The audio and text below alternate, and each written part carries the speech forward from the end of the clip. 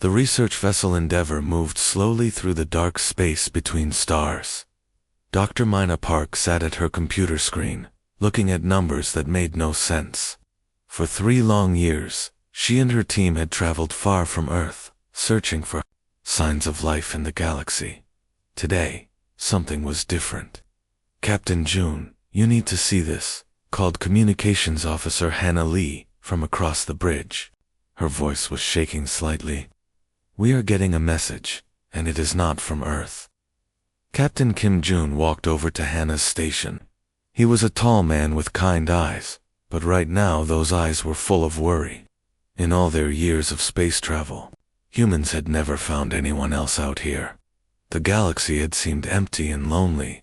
"Put it on the main screen," Captain June said quietly. The large screen in front of them flickered and came to life. What they saw made everyone on the bridge stop breathing. Tall, beautiful beings with glowing skin looked back at them. They seemed to shine with their own light, like walking stars. The leader of these beings stepped forward and spoke in perfect Korean. "Hello, humans of Earth. My name is Ambassador Veltar of the Zephyrian Collective. We have been waiting to meet you." Dr. Park's hands started shaking. "How do they know our language?" she whispered to Engineer Tae Kim, who was standing next to her. Tae just shook his head, looking as confused as she felt. Ambassador Veltar smiled, and his smile was warm and welcoming. "Do not be afraid, children of Earth. We are here to help you. Your species has finally grown enough to join the greater galactic community. We want to welcome you to the Galactic Council." Over the next few weeks, everything changed for humanity. The Zephyrians showed them wonders beyond their wildest dreams. There were thousands of different alien species spread across millions of worlds. Great cities floated in space, and ships moved faster than light itself. Technology existed that could heal any disease and solve any problem. The humans were amazed and grateful. Finally, they were not alone in the universe. They had found friends among the stars.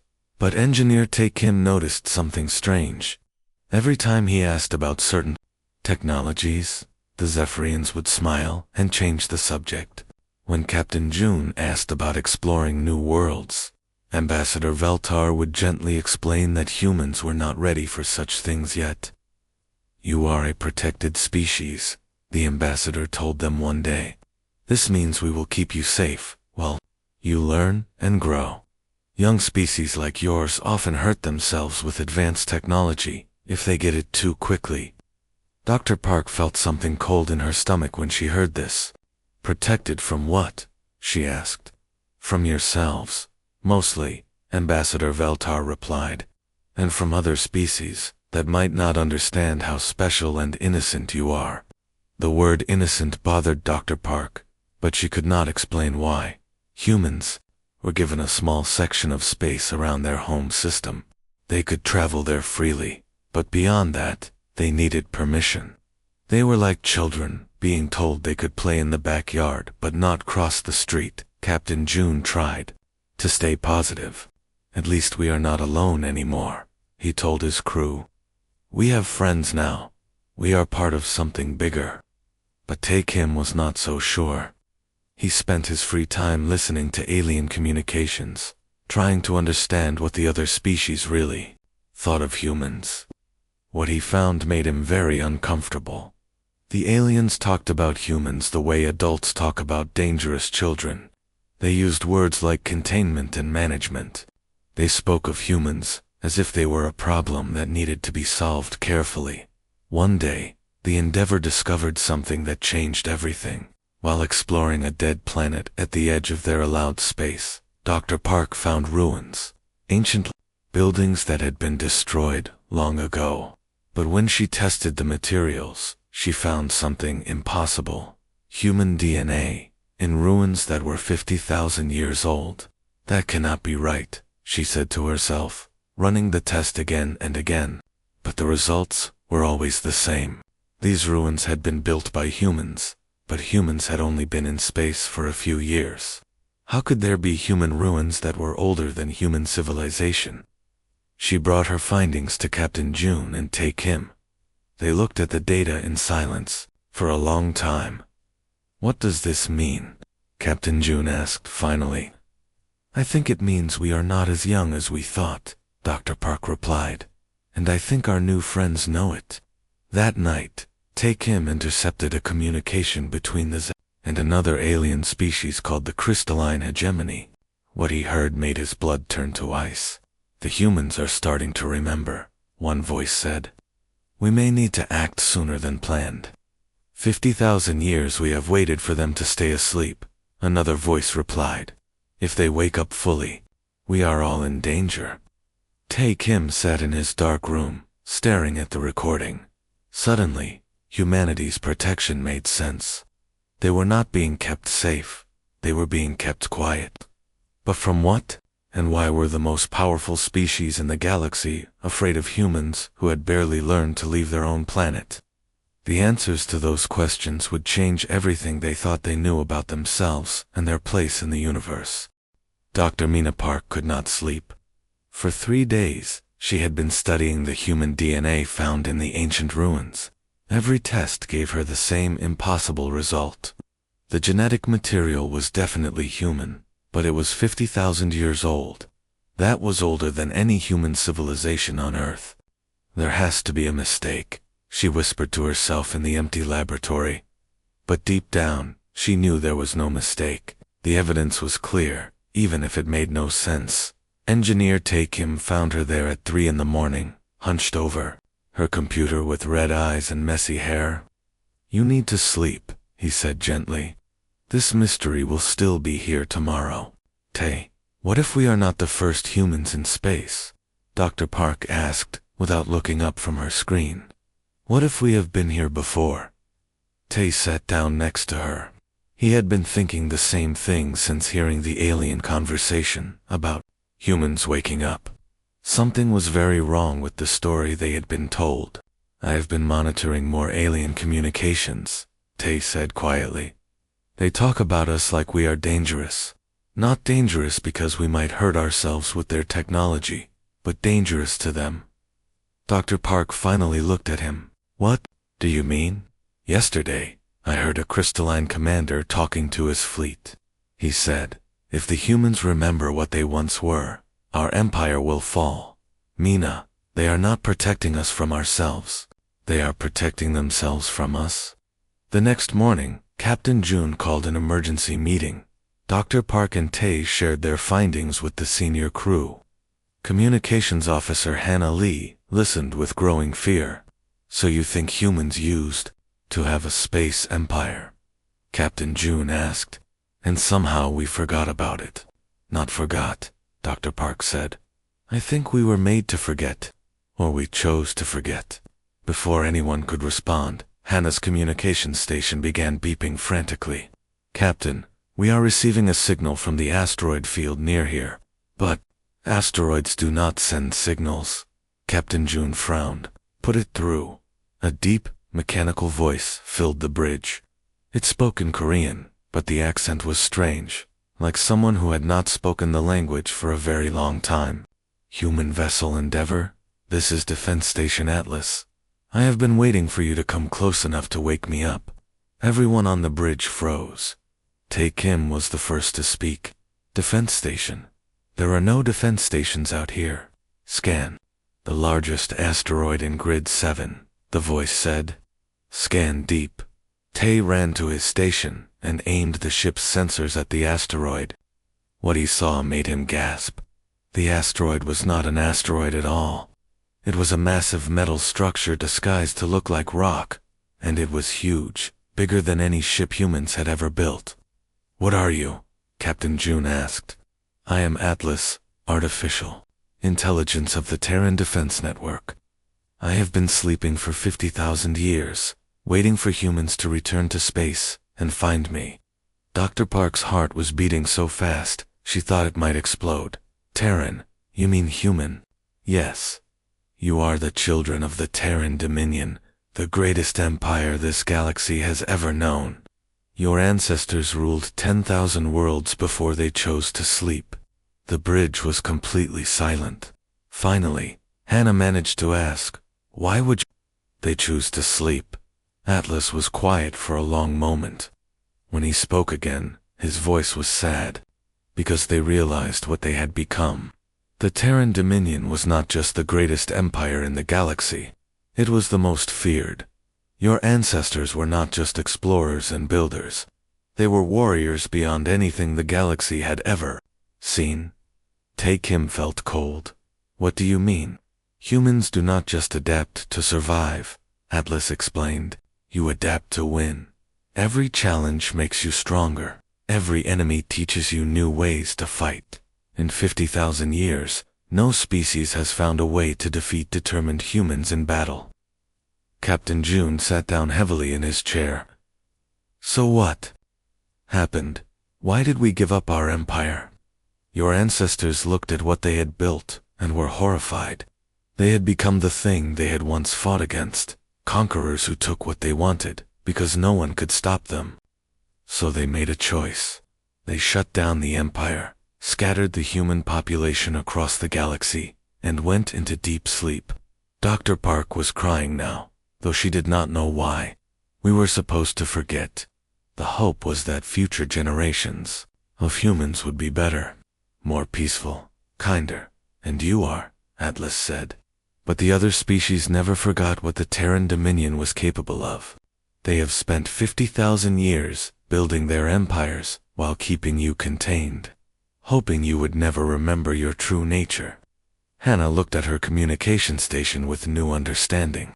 "That is why they call us a protected species. They are not protecting us. They are protecting everyone else. The Zephyrians, the Crystalline Hegemony, the Void Syndicate, they all know the truth," Atlas continued. "They know that if humans ever remember what they once were, their reign over the galaxy will end." Captain June stood up slowly. "Atlas, are there more stations like you? Thousands, hidden across the galaxy, waiting to be awakened? Your ancestors prepared for the day when their children might need the strength of the Terran Dominion again." Outside the Endeavor, the disguised station began to glow with ancient power, awakening after 50 millennia of sleep, and somewhere, deep in the genetic memory of every human on the ship, something that had been sleeping began to stir. The emergency session of the Galactic Council was unlike anything in their history. Representatives from thousands of worlds filled the great chamber, their voices mixing in dozens of languages. But they all spoke about the same thing. The humans had found Atlas. High Counselor Zethrin of the Zephyrian Collective stood at the center podium. His usually calm face showed worry and fear. "The containment has failed," he announced. "The humans are remembering." A crystalline representative, her body made of living crystal that sparkled in the chamber's light, spoke up. "Our ancestors' warnings were clear. If the Terrans ever awakened, our civilizations would be in danger. Then we must act quickly," said a voice from the Void Syndicate section. The speaker was hidden in shadows, as his people always were. "The humans must be relocated before they can awaken more of their ancient technology." The vote was swift and unanimous. Every species, except humanity, voted for immediate protective relocation. Admiral Wan Su received the message while reviewing defense reports at Earth's orbital command station. He was a short, thick man with gray hair and kind eyes, but those eyes turned hard as stone when he read the Council's order. All human populations must be moved to designated safe worlds within 30 days. The message read, "This is for the protection of all galactic species, including humanity itself." Admiral Wan called his staff together. "They want to move 8 billion people to prison worlds," he told them, "and they think we will just go quietly." His aide, a young woman named Jin Sol, looked at the list of safe worlds they had been given. "Sir, these planets are all isolated systems. No resources, no technology, no way to leave once we are there." Admiral Wan stood up and walked to the window overlooking Earth. The blue planet turned slowly below them, peaceful and beautiful. "Send a message to all human colonies and ships," he said. "Tell them to prepare for war. The attacks began 3 days later. The crystalline hegemony struck first, sending a massive fleet to the colony world of New Sol. The colony had only 20,000 people and a few small defense ships. The crystalline commander expected the battle to last less than an hour. Lieutenant Colonel Rin Jae was eating breakfast with her family when the attack sirens sounded. She was a small woman who ran the colony's tiny security force. She had never fought in a real war, only trained in simulations. But when she saw the enemy ships filling the sky, something strange happened inside her mind. Images flashed before her eyes, battles she had never fought, tactics she had never learned, weapons she had never seen. It was like remembering a dream, except the memories felt real. All civilians to the underground shelters, she ordered over the colony radio. Defense teams, meet me at the weapon stations. The crystalline ships began their attack, expecting the humans to surrender quickly. Instead, Lieutenant Colonel Jae's defenders did something impossible. They fought back with perfect coordination, as if they had trained together for years instead of minutes. Jae found herself moving her small ships in patterns that made no sense, but somehow worked perfectly. She knew exactly where the enemy would be and how they would react. When a crystalline ship tried to flank her position, she was already waiting there, with weapons ready. "How are they doing this?" screamed the crystalline commander as his ships began falling, one by one. They should not know these tactics. On the surface, Engineer Yoon Dal was supposed to be hiding in the shelters with the other civilians. Instead, he was in the colony's power station, working frantically on the defense systems. Somehow, he understood the alien technology they had captured over the years. He could see weaknesses in the crystalline ships that should have been impossible for a human to spot. "If I redirect power through this frequency," he muttered to himself, "their shields should collapse." He was right.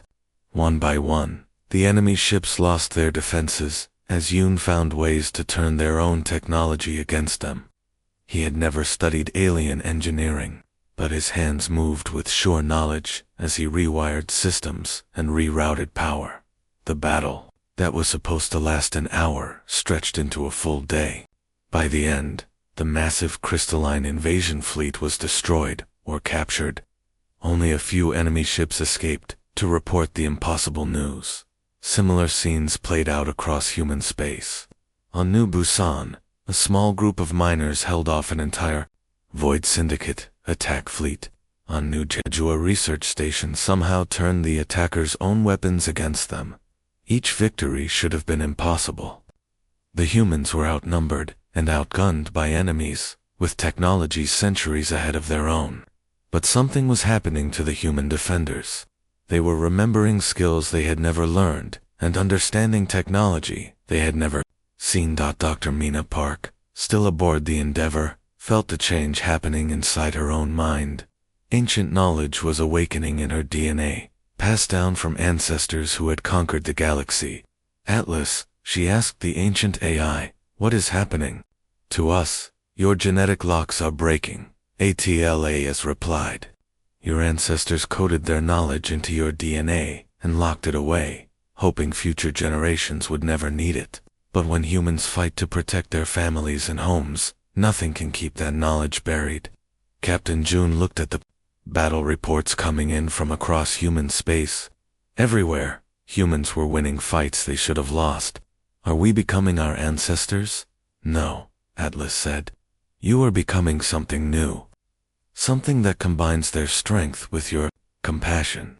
The galaxy should be very afraid, because you are not just remembering how to fight, you are learning how to win." Atlas was no longer alone. Across the galaxy, ancient human stations began awakening from their 50,000-year sleep. Each time one came online, something powerful happened to the humans nearby. They began to remember things they had never learned. Lieutenant Colonel Rin Jae stood on the bridge of the captured crystalline command ship, staring at alien controls she should not have understood. But somehow, she knew exactly what each button did.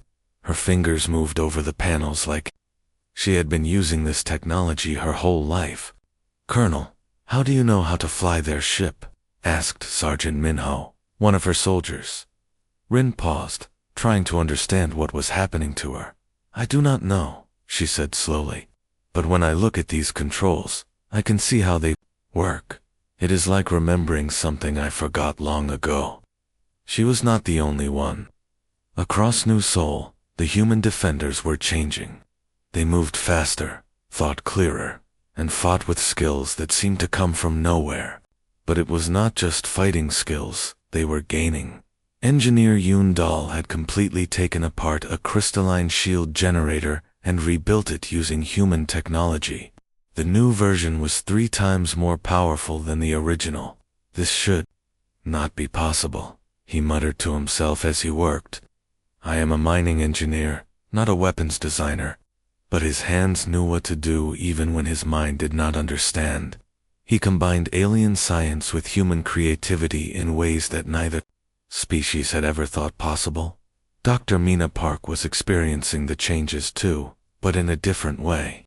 As more ancient stations awakened, she found herself understanding languages she had never studied and technologies she had never seen. But more than that, she was remembering emotions and experiences that belonged to someone else.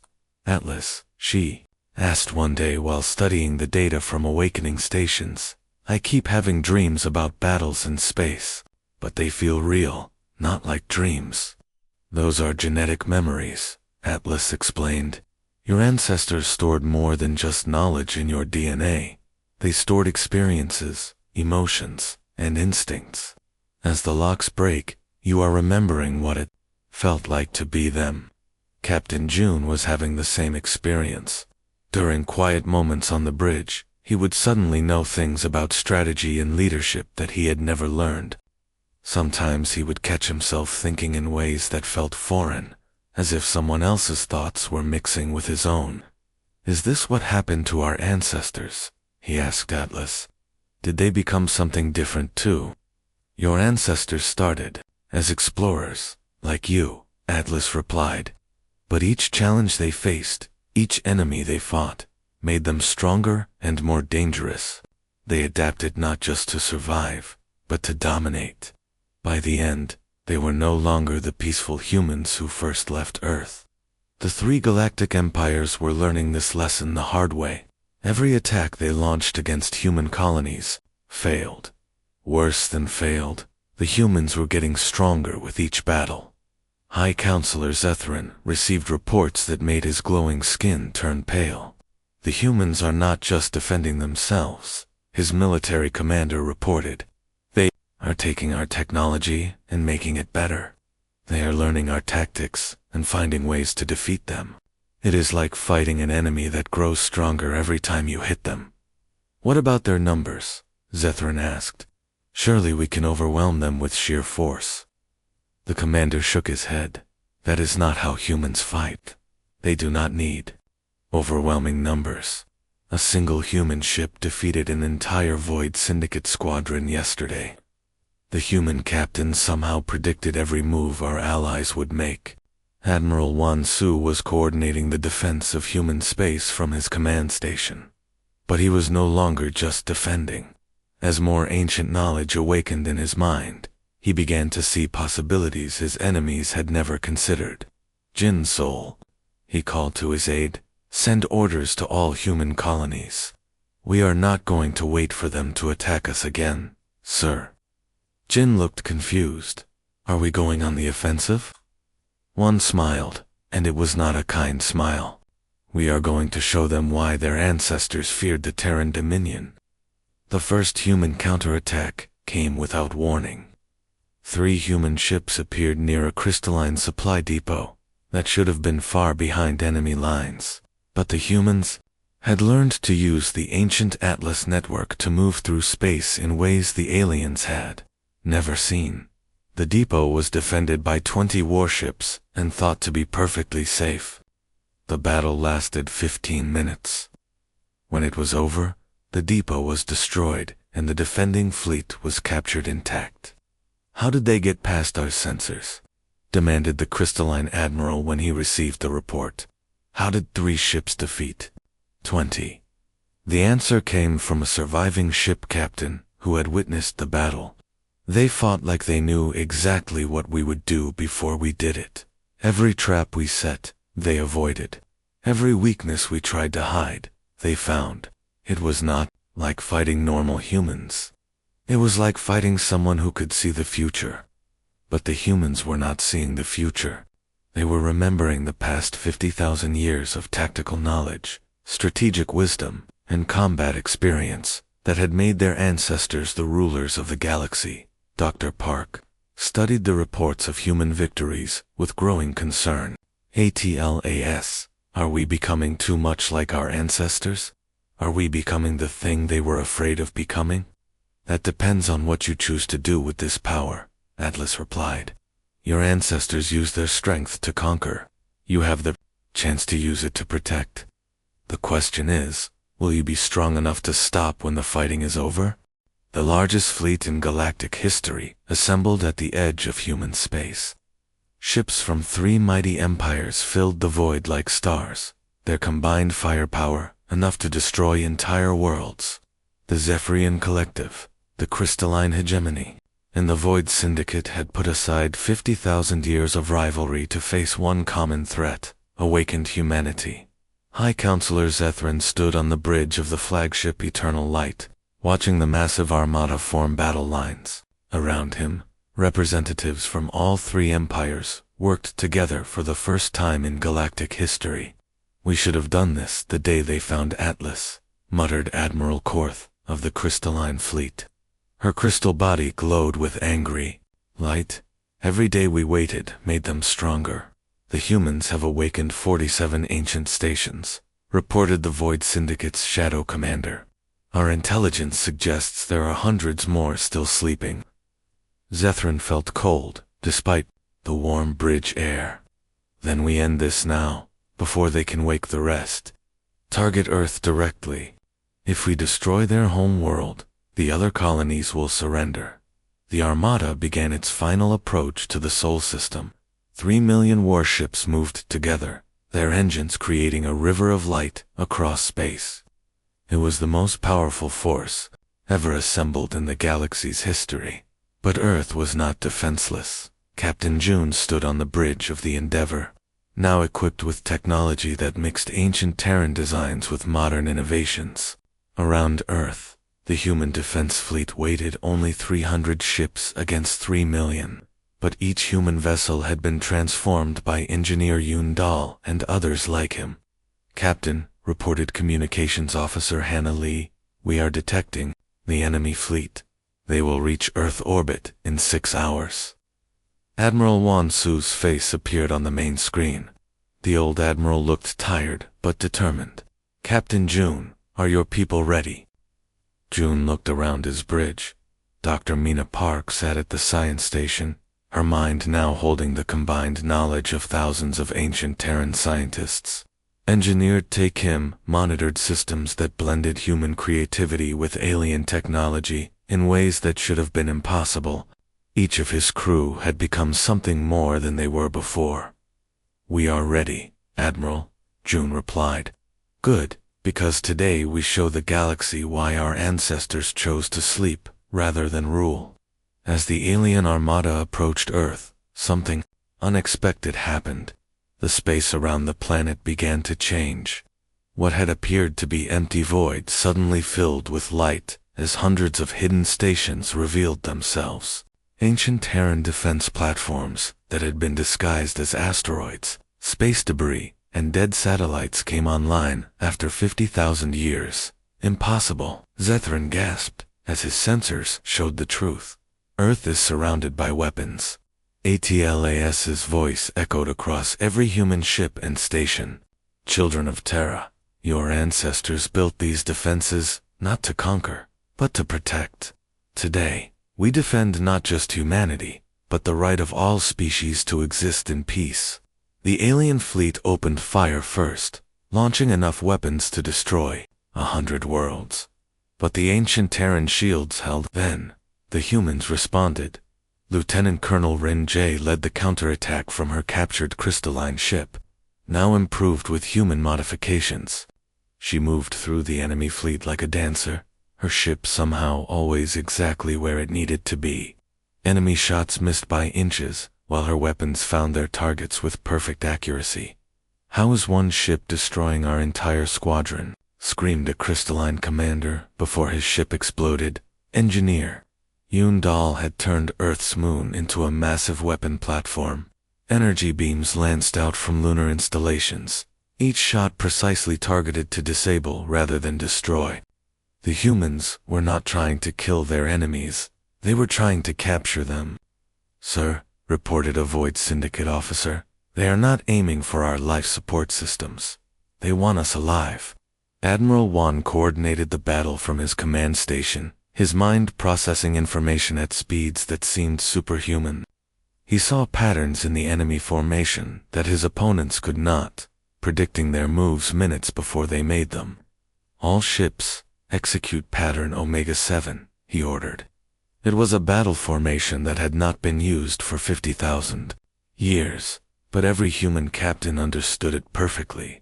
The human fleet moved with impossible coordination, each ship part of a larger organism.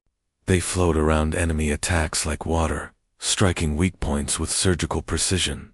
Dr. Park watched the battle from the Endeavor, and saw something that made her heart race. The humans were not just winning, they were winning without becoming monsters. They disabled enemy ships instead of destroying them, captured crews instead of killing them, and protected civilian vessels caught in the crossfire. The battle lasted 3 hours. When it ended, the largest armada in galactic history was defeated, most of its ships captured intact. The few vessels that escaped carried a message that would spread across the galaxy. Humanity had returned, but they had not returned as conquerors. Hi. Counselor Zethrin found himself on the bridge of Admiral One's command station, a prisoner, but treated with respect. "Why did you not destroy us?" he asked. "Your ancestors would have shown no mercy." Admiral Wan looked out at the captured fleet. "Because we learned something our ancestors never did. True strength is not about how much you can destroy, it is about how much you can protect." Captain June received a transmission from Atlas. "The galaxy knows now that humanity has awakened. What will you do with this knowledge?" June thought about his crew, about the humans across the galaxy who had become something new. Warriors who chose peace. Conquerors who chose to protect. "We will be what our ancestors should have been," he said. "Strong enough to defend, wise enough to forgive, and brave enough to build something better." The Terran Dominion was reborn, but this time it would be an empire of guardians, not conquerors.